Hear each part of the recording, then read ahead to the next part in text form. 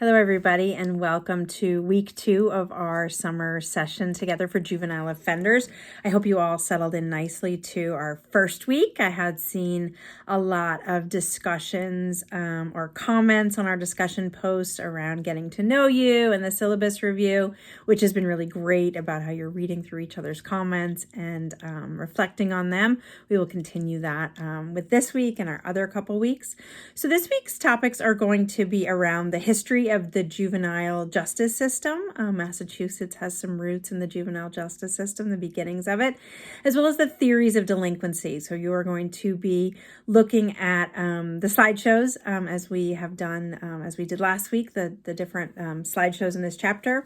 And you are also going to be, there's a couple articles that you will see in there that are actually reflective of the theories of juvenile delinquency in general, looking at biological theories, psychological theories, sociological theories, and there's a whole bunch of different theories that can be sort of broken up under their different perspectives that can come under biological, sociological, or psychological. So you're going to be looking at those. Your homework assignment is actually going to be reflecting on those, thinking about the different models and thinking about if there's an integrated model that you could propose based on your reading and based on your understanding that could better explain the juvenile justice system or why we might see juveniles committing certain crimes at certain times.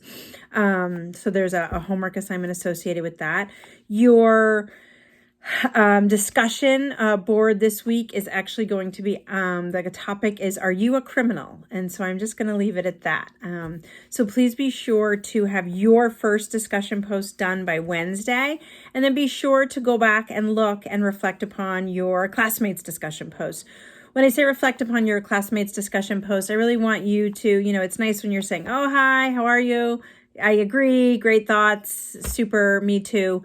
That's fine, but I want you, as you start getting into it, to expand on that a little bit. If you see somebody commenting in this particular discussion about are you a criminal or not and what that means, I want you to really reflect on it and like you're having a conversation with that person, not just a yes, no, maybe, thank you, great job kind of thing.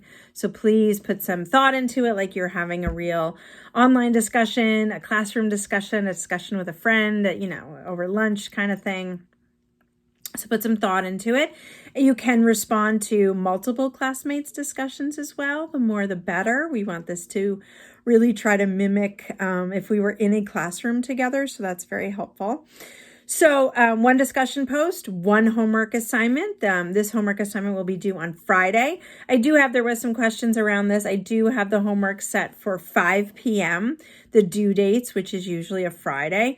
I do that because I don't actually want you guys working late into the night, Friday night, trying to finish these things. I will have them open. Today is a holiday, so happy Memorial Day for everyone. And thank you to all of those who have served and sacrificed for all of us. But so today you're getting your message a little bit later. Normally it's on a Sunday, but you'd have the whole week to do a discussion, to do your homework assignment. I know people have, different schedules and working and other commitments. I do put 5 o'clock because I don't want people spending too long. I do think you need some time off and some weekend time off, certainly. I don't really mark things late until it comes in the next day. So if you do get it in after 5 o'clock on a Friday, it's not really a huge deal, but I am encouraging or trying to encourage people to do the work prior to that time so you can maybe take a little bit of time off during your weekend.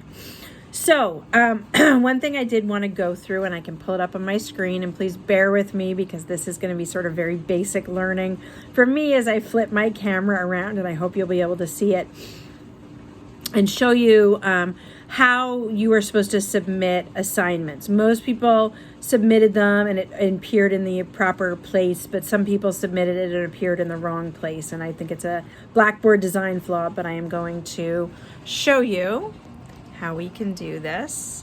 Let me flip this around. Hold on, it's not flipping. Okay, here we go. We're going to try it this way. So when you go into the shell, the Blackboard shell in the weekly folder, this is last week's weekly folder, and you click on the actual assignment. You click on the assignment and it brings you to this page, and it will show you the due date, which does say it's Friday, it's 5 p.m. Shows you the the rubric. You can pull up the rubric and look for some of the information that I am looking for in your submission. And then it will show you the points possible is 12. It gives you the assignment itself.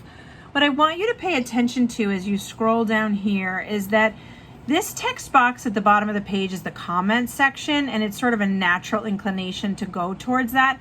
I do not want you to put your assignment in this content section.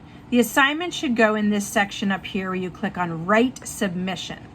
And that brings up a new text box where you can either enter your assignment right into this text box, or you can upload a document. If you go down here to browse local files from your computer, if you have a Google Doc or a Word doc or a PDF or something like that, you can browse that and then you hit submit and it will go through.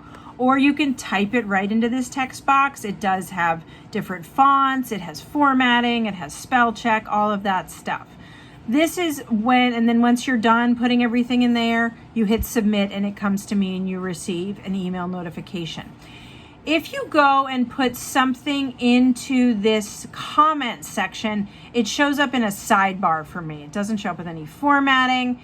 It's a much smaller font, so it's not the place that I want to be reading it. This comment section is more if you want to hey, I'm sorry this was late, I was confused at the time, whatever, or, here's my paper, blah, blah, blah, whatever you want to tell me about your paper. That's what you should put there. So I don't want you to put your actual paper there. I want you to click Write Submission and it goes here. Be very sure that you hit submit, the lower right-hand corner, when you are done, and then it will come to me. I'm going to turn this around again. It will come to me and I will see it in the needs grading section. You will also receive a confirmation from Blackboard that you've submitted your assignment at the date and time, and you kind of have that time stamp there. So for those of you unfamiliar with Blackboard, please, pay attention to this and go through it that way to make sure you're submitting it in the right section. There are tutorials, technology tutorials, including Blackboard tutorials that are listed in the sidebar of our Blackboard. So you can go in there if you have a particular question about something else in Blackboard. I do think it is fairly user-friendly for those of you who have not done it before, but it does take some getting used to. So anyway, I wanted to let you know about that.